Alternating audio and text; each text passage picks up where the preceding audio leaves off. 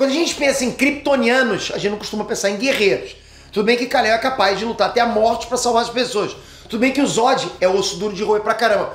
Mas os kryptonianos sempre foram mostrados como um povo pacífico, um povo de tecnologia, um povo tão tranquilo que os caras nem se mexeram pra salvar o próprio planeta. Só que não é bem assim, galera. DC já mergulhou no passado de Krypton. Uma revista de 2003 mostrou os ancestrais do Superman, a origem da casa de El. Olha, vou falar pra vocês, os caras eram casca grossa demais, nível Conan Bárbaro. Você não tá acreditando, né? Vem que eu vou te mostrar que tá no sangue, que o Superman puxou isso lá das profundezas da família.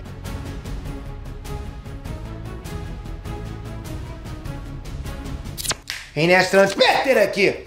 Um dos maiores poderes do Superman nunca foi a visão de calor, super força, super agilidade, nada disso. Não é nem conseguir voar, não é nem a invulnerabilidade dele. Um dos maiores poderes é a gentileza.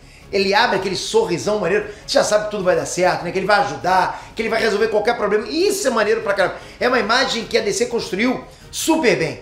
Agora, se você tá do lado dos inimigos, dos vilões, aí o bagulho é outro. É raro, mas acontece. Superman full pistola é uma visão aterradora, concorda? É nesse momento que o Kal-El sente o sangue ferver. O lado bárbaro da família dele volta com tudo. É tipo um Saiyajin. Superman com raiva é pra botar medo até no Darkseid. Darkseid tranca, sabe? Não passa nem vento ali dentro, nem alfinete. A gentileza do Clark vem da família Kent, né? Isso não existe a menor dúvida. Mas a fúria vem da família El. E você vai entender direitinho qual é a origem selvagem do Superman. E esse tipo de tema você só vê aqui. Por isso que eu falo, se inscreve nesse canal, ativa o sininho, sempre preparando você pro CM, pro DCU, pros filmes, animes, séries, a gente conversa sobre tudo, sempre avisando vocês de forma canônica de quem realmente adora esse universo, de quem realmente lê muito, a gente curte muito passar isso pra vocês. Então se inscreve, ativa o sininho pra você já entrar na sala de cinema, porra, torando, arrebentando, entendendo tudo que tá acontecendo. Obrigado pela tua inscrição, vamos lá. A revista Superman Blood of My Ancestors saiu nos Estados Unidos em 2003. Ela chegou no Brasil em 2005 com a tradução literal Superman Sangue dos Meus Ancestrais. Já na autoria você tem uma ideia do que esperar, né? A revista tem o roteiro do Gil Kane e a arte do Gil Kane e John Buscema. A galera das antigas reconhece esses dois nomes das páginas da Espada Selvagem de Conan. A gente tá falando aí, galera, de dois mestres casca grossa que manjavam demais de bárbaros. Foi inclusive o canto do cisne deles, ok? O Gil Kane, ele faleceu em 2000 durante a produção da revista. O John Buscema completou o trabalho, mas faleceu em 2002, antes mesmo da revista ser publicada. Essa edição, então, funciona como uma despedida para essas duas lendas, Gil Kane e John Buscema. O que eles fazem? Mostram a origem selvagem da casa de El. A história abre no presente, com Superman encarando um monstrão alienígena. É só uma desculpa para apresentar o que vem depois. Esse ser do espaço consome memórias e manda Kal-El pra dentro. Superman passa a maior parte da história no bucho da criatura. Ele foi devorado. É a partir daí, desse ponto, que a gente vê as memórias genéticas da casa de El, até o fundador da casa de El, o primeiro El de todos. O First, número 1. Tudo começa 500 mil anos no passado. Aparentemente, houve uma grande civilização no passado remoto de Krypton. Essa grande civilização desapareceu e sobraram somente ruínas. Dessas ruínas emergiu a violência, brotou a barbárie, valia a lei dos mais fortes, ok? Era uma nova era tipo Conan mesmo, sabe? Nesse período selvagem surgiu El, um jovem caçador que só queria saber de arranjar alimento para a tribo. Mas El era especial. Ele foi encontrado no meio do deserto e adotado pela tribo. Tem gente que diz que ele é filho do próprio Krypton, que o destino dele é gigante. Seria lenda. Uma coisa é fato, El tem bom coração, uma coisa rara nessa era primitiva. Ele é amado pelos pais adotivos dele e ele se preocupa com a tribo. Tudo muda quando um grupo de escravistas captura El. Aí o jovem mata um deles com um único soco. É um feito de pura força, grande força, e chama a atenção dos caçadores de escravos. Esse é dos bons.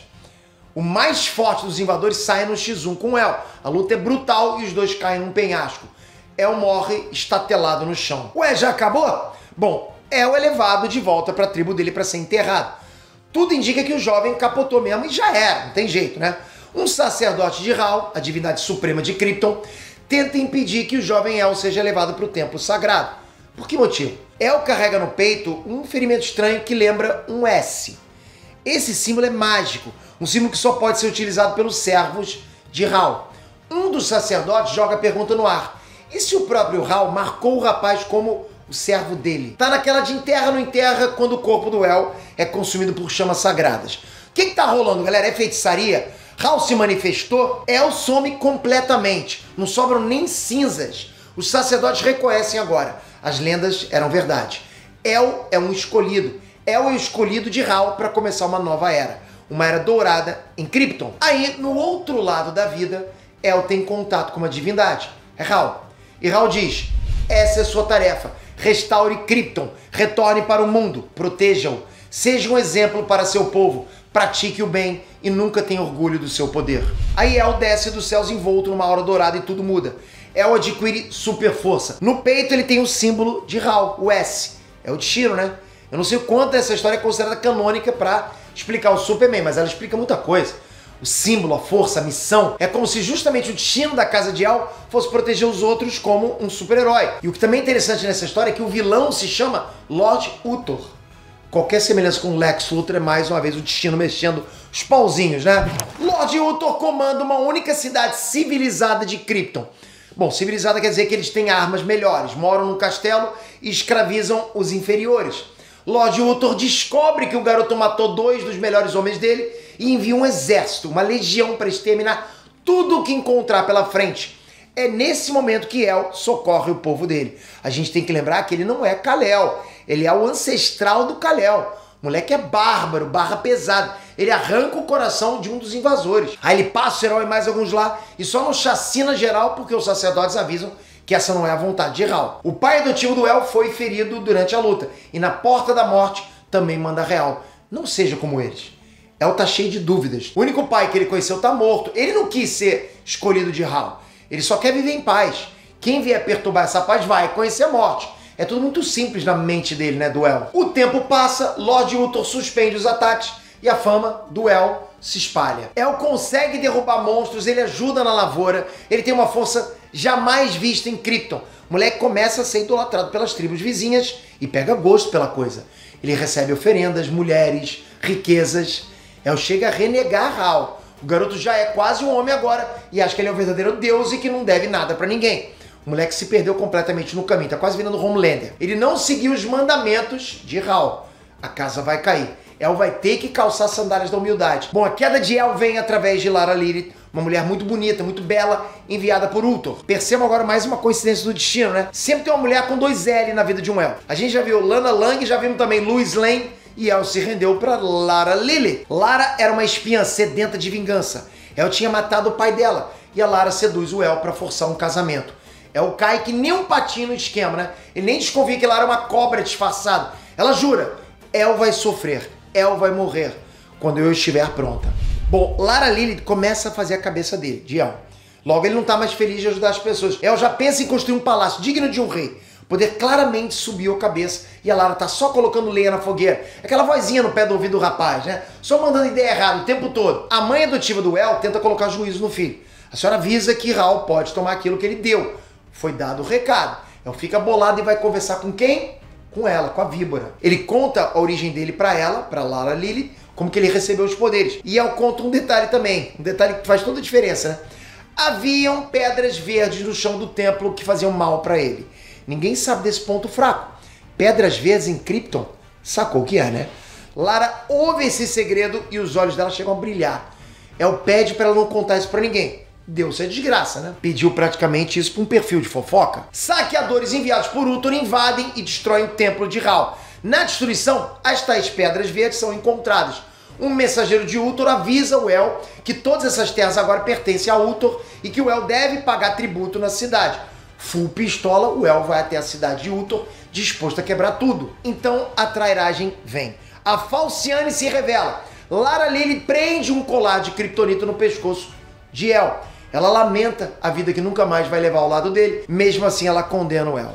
O colar de kryptonita é devastador, El enfraquece no mesmo instante e ele apanha como nunca apanhou antes. El é arrastado para masmorras e torturado por dias, os ossos dele são quebrados, os olhos são queimados. Apesar de tudo, El não se rende, ele não grita, ele não implora, ele resiste como pode. A única coisa que ele não pode fazer é dar o gostinho da dor dele para os inimigos. Luthor se cansa e decide executar El em 2 dias. Só que Luthor é a maldade em pessoa. Ele pede uma última tarefa para Lara.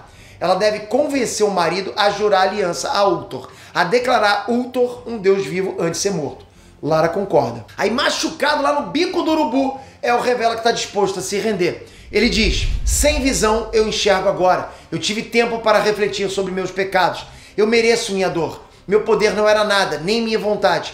Eu fui conduzido pelo meu orgulho. Eu me rendo agora à vontade de Hal. Não era o que Ultor queria ouvir. Os planos continuam. El vai ser executado. Só que esse jogo vai virar, galera. Lara também se arrepende do que fez. Ela solta o El das correntes. Ela pede perdão por ter afastado o El do caminho dele. O El diz que ela não levou ele para nenhum caminho que ele já não quisesse ir, mas que agora Hal tá presente, e tá mesmo. A divindade suprema de Krypton fala com El e revela o futuro. Lara carrega no ventre, na barriga dela, o filho de El, o futuro da casa de El. Essa dinastia vai continuar. Hal exige que El não fuja, que ele encara o destino dele até o último minuto. Brutus, que é o carrasco, é testemunho disso tudo e fica impressionado. Hal se manifestou na Terra. El é mesmo abençoado. Na mesma hora, o Brutus, o carrasco, se arrepende em todas as torturas que fez com El. Aí no dia da execução, o Brutus se coloca na frente das flechas e morre no lugar de El. Nesse mesmo momento, El sente os poderes dele voltando. De alguma forma, o centro do palácio de Ultor guarda as energias de Krypton, né? As energias de Hal. É um ato de fé ou resquício da civilização anterior? Nem os braceletes kryptonitas seguram ele agora mais. Não dá. Uma sobrecarga dessa energia provoca uma reação em cadeia. O palácio de Ultor desmorona com todos os ocupantes dentro. Em nenhum momento El desistiu ou tentou fugir. Ele morre junto com os outros, com a certeza que a dinastia dele vai continuar e o povo dele vai ficar livre daqui pra frente. Essa era a lembrança que o Superman precisava no presente.